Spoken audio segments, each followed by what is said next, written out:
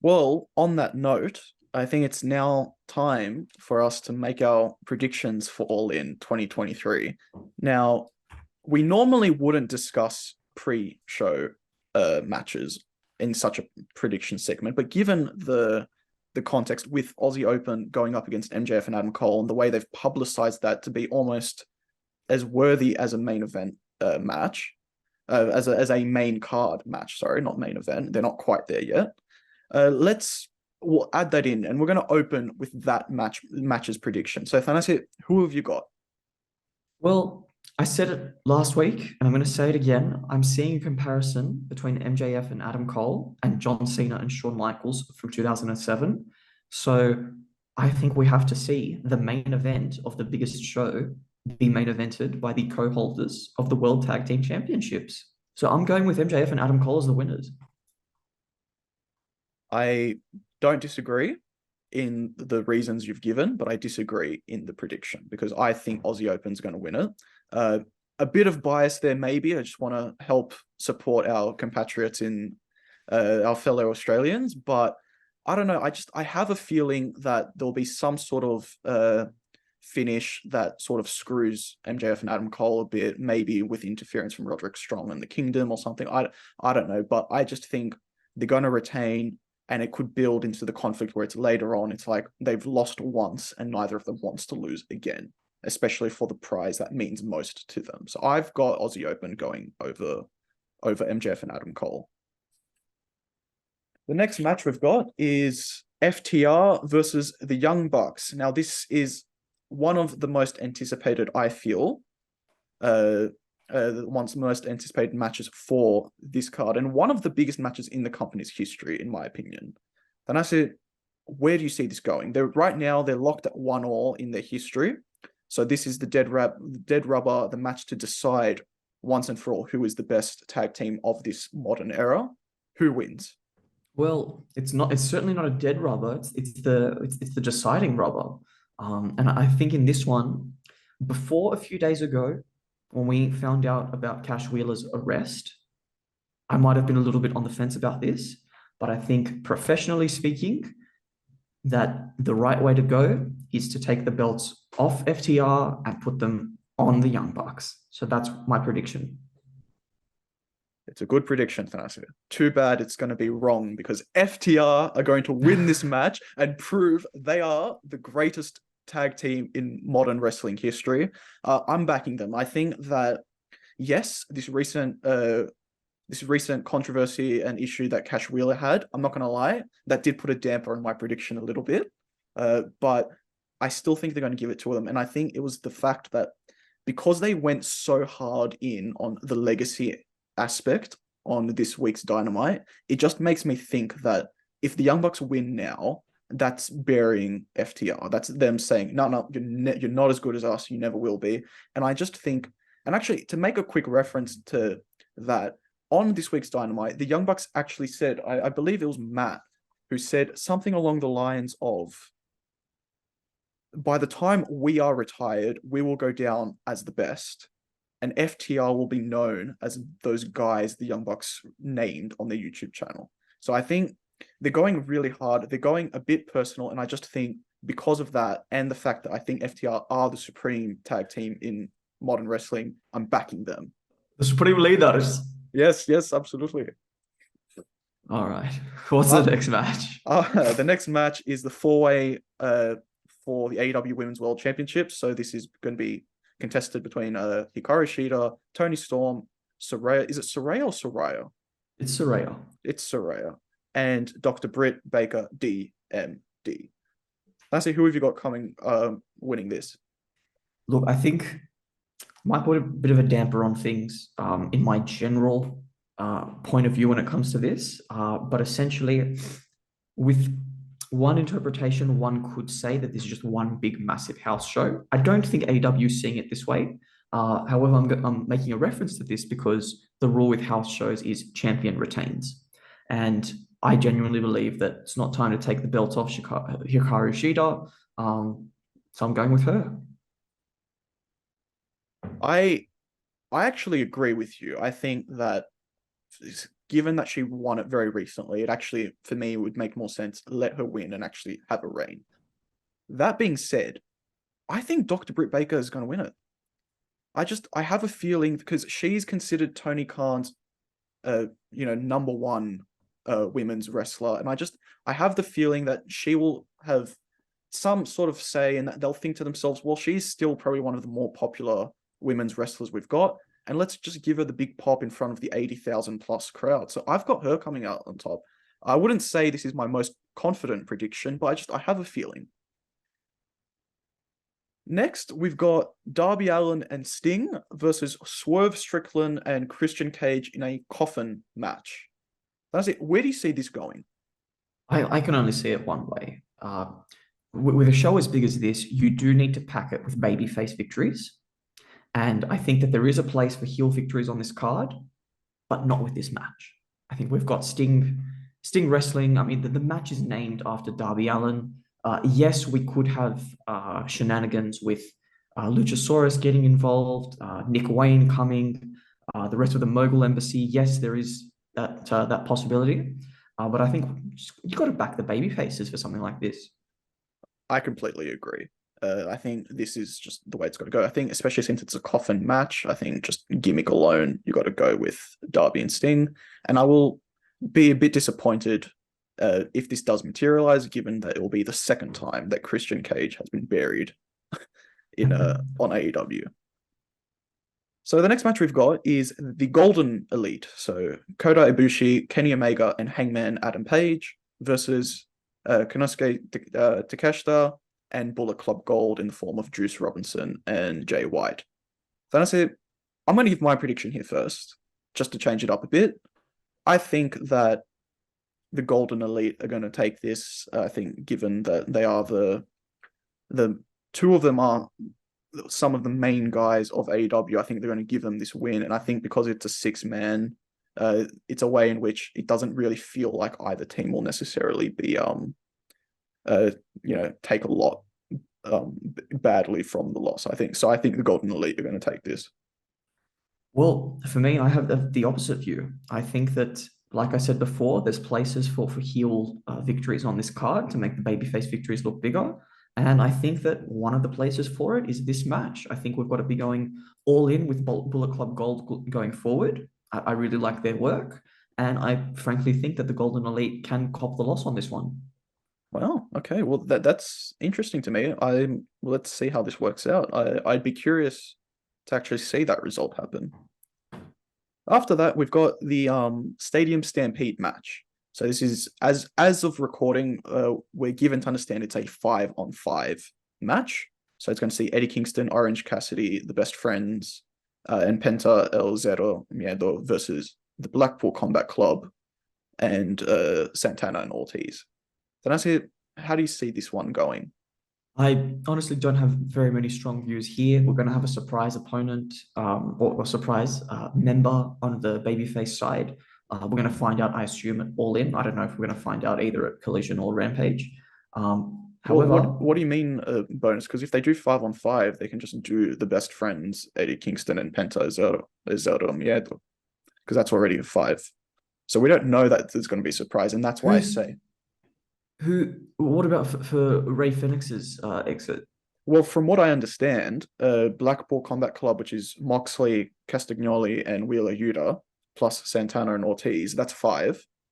On the babyface side, we already have 5. So unless they opt for the additional one on each side, they did advertise it as 6-on-6. I just suspect, at least at the time of recording, as far as we're aware, it is a 5-on-5.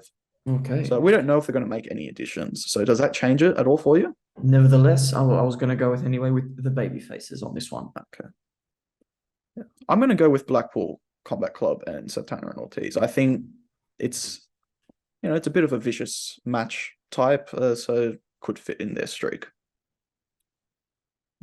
We've got Will Ospreay versus Chris Jericho next. For many, this is a dream match. Personally, it would have been a dream match when a couple of years ago, at the very least, when Jericho was a bit fitter and a bit younger and just could have given it everything. Not to say he can't still have a good match here, but you're not as confident that it will work out as good as it could be. That being said, Thanasi, Will Ospreay, Chris Jericho, where do you see this one going? Well, Will Ospreay made a big deal about the fact that his contract is expiring in 6 months. He wants to have these big victories under his belt, and he thinks also that he's bigger than Punk. He's bigger than Danielson. He's bigger than everyone. He's the best wrestler on the planet. I think he's going to walk out with his UK version of the IWGP US Heavyweight Championship. It's going to make him a massive babyface. He's the best wrestler. He's a babyface in the UK. He's surely got to be winning. I've got Jericho winning. I know it's a bit out there. I don't even want to see this happen, really. I think, it would make more sense for Ospreay to get the win, but I don't know. I just, when you have that sick feeling that it's not going to go, that doesn't work for me, brother type attitude. So I don't know. I got a feeling that maybe Jericho gets the win here. He shouldn't, but I think he might. Next up, we've got CM Punk versus Samoa Joe for the Real World Championship. This is another one of the really anticipated matches going into the card.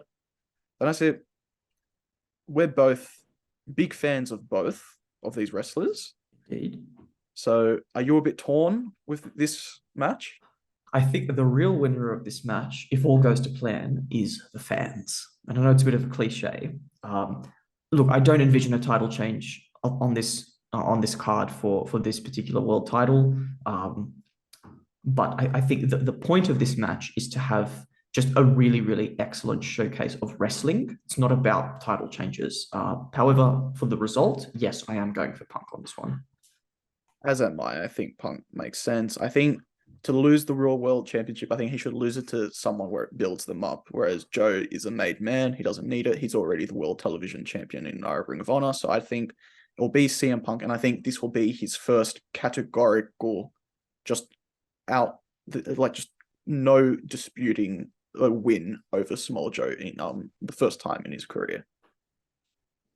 Following that, we have House of Black versus Billy Gunn and the Acclaimed, and this is for the AEW World Trios Championships. Given everything that's happened, I think there is only one potential winner in this match instead of two, and that is Billy Gunn and the Acclaimed. And Thanasi, before you get into your prediction, can you attest to that on Saturday when we watched Collision, I said to you, my prediction is Billy Gunn will return to set up the trios championships rematch for All In, and that they would win. Can you attest to that? I can attest to that. I do admit that. However, what is actually happening is that Daddy Ass is retired. He's gone. We're not getting Daddy Ass Billy Gunn. We're getting Badass Billy Gunn. I thought I thought for a second when I was watching it that maybe we're actually going to get the one Billy Gunn, and we were always just going to get our socks knocked off. But yes, you are right. Yeah, you did predict it. You did call it. Fair call. Absolutely. And do you agree with my prediction here?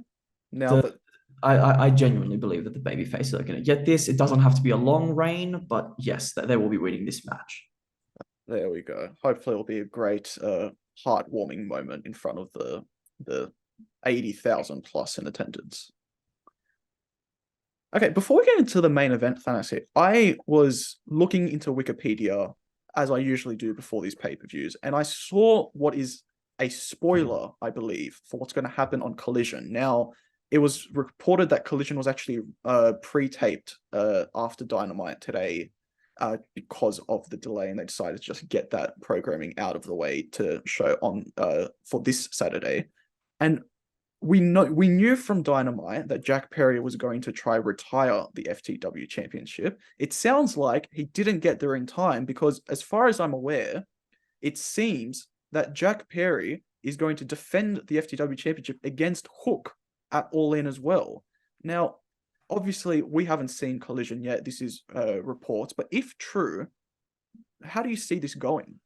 Like you said, this is all based on reports. We haven't actually watched the episode. It has been taped. The episode has been taped. We haven't seen the content. Hasn't aired yet at time of recording.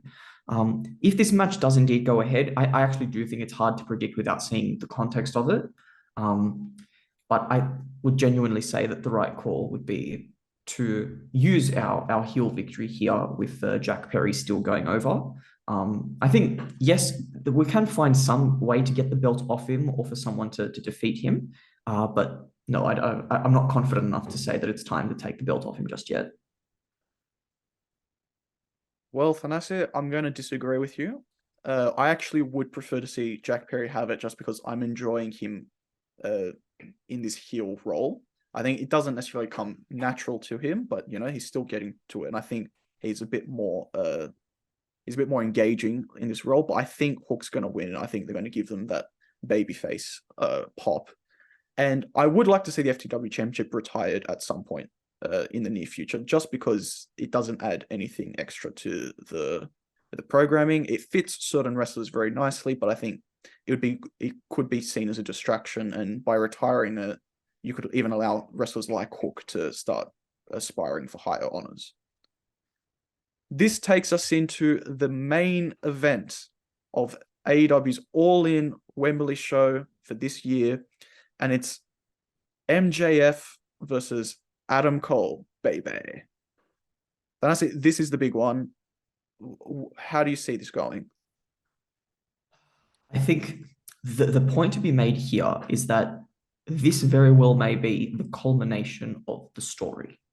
And as we know with wrestling, it's not always about the results. Yes, we want to see the results that give us some satisfaction. But I think in this one, the results that we're looking for is not title change or title retention.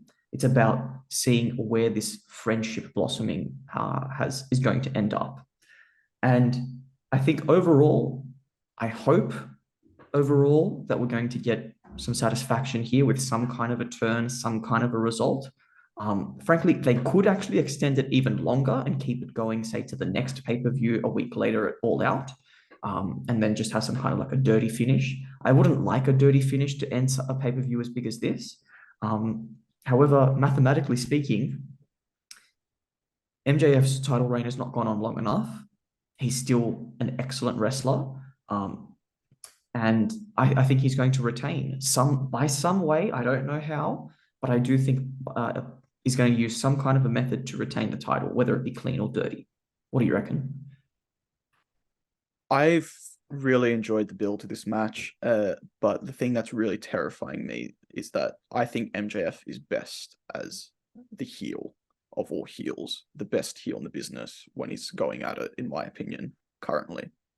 And what I'm terrified about is that Adam Cole is going to turn on MJF at some point in this match and take the Triple B away from him and become the new AEW World Champion. I think Adam Cole is winning. I think it's going to be a heel win, and I think it's going to make MJF a babyface for the next little while.